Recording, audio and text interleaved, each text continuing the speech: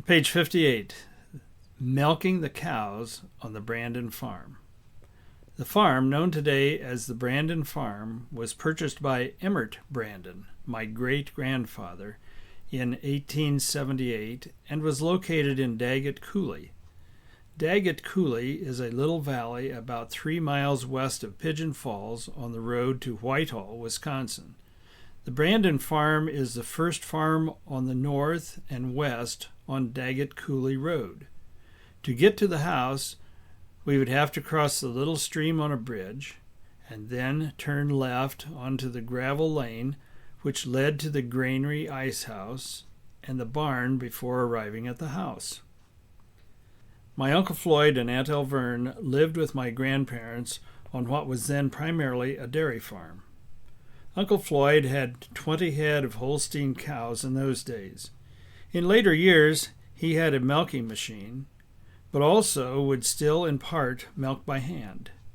He probably didn't have the milking machine until the late 1940s or early 1950s. I can remember a long time ago when Grandpa was a little boy, we would go as a family to the Brandon farm, and in part we would help with the milking of the cows during our stay.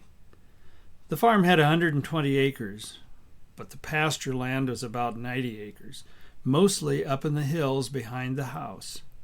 There were birch, oak, and evergreen trees mixed with open grazing areas on these hills.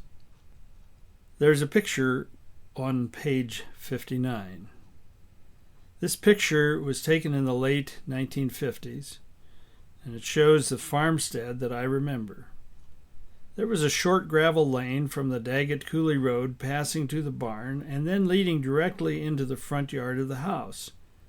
The cow path from the pasture narrowed to about 15 feet wide as it came down from the hills behind the house to the flatland and then ran parallel to Daggett Coulee Road.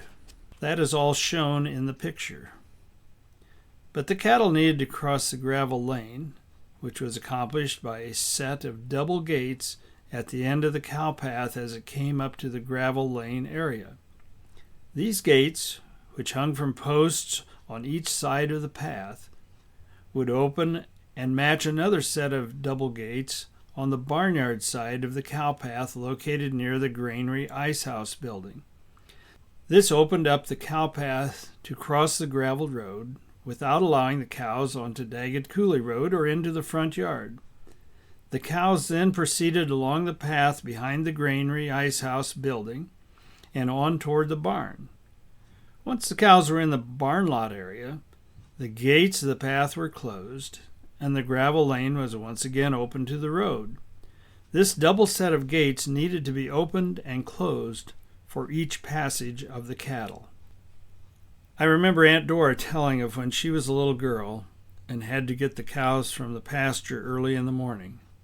The Brandons were poor, and she either had no shoes or poor shoes at best. If there was frost on the ground, Aunt Dora would get the cows up and then stand on the spot where the cow had been laying in order to warm her feet. When it was milking time, the cows were usually ready to go to the barn because their udders were full of milk, and they knew the routine. As the barn door was opened, they would enter and go into their assigned spot. Each cow would place her head through the stanchion, which was then closed to hold her in place. There was usually a little grain in the trough, which not only helped to get her to her milking stall, but also contributed to her milk production. If a cow was difficult or liked to kick, Uncle Floyd placed a set of kicker chains on her hind legs to try to stop her from kicking. The kickers held her hind legs together. Next, he would wash the cow's udder and tits with a wet cloth. When milking by hand, he, or we, when we were visiting, would get a milking stool to sit on. The best ones had only one leg so as to allow for some motion while doing the job. Finally, a bucket would be held between the knees, and then the milking would begin. The milk began flowing as a gentle squeezing action was applied to the tits. Some cows produced only a gallon of milk at each milking, but some would give 2 or more gallons each time they were milked. The milking had to be done twice a day, morning and night, 7 days a week. The milk was then poured through a strainer into 10-gallon milk cans, which were placed on a 2-wheeled cart. When all the milk was poured into the 3 or 4 10-gallon cans, they were wheeled up the lane, which was about 100 yards, to a cooling tank near the base of the hill, which was also very near the house. The cans of milk were then placed into the tank that was sunk in the ground. The tank was full of flowing water fed from a natural spring near the base of the hills. This cool water was very important in keeping the milk from spoiling until taken to the creamery in town. A truck would come every day to haul the milk away. Making a living by raising dairy cows was hard work. Milking had to be done twice every day, in addition to the work of haying and hauling manure. The cash payment for milk was only a small sum, but the Brandons were hardy Norwegians who had known nothing else, and it was the way of life for them. It was out of this stock and heritage that I was born. Praise God for his infinite mercy. This picture is of Tommy and me with the 2-wheeled milk cart. In this case, it was being used to carry a pan of garbage, probably watermelon rind, to be thrown to the pigs. But there's a chicken investigating the lunch too.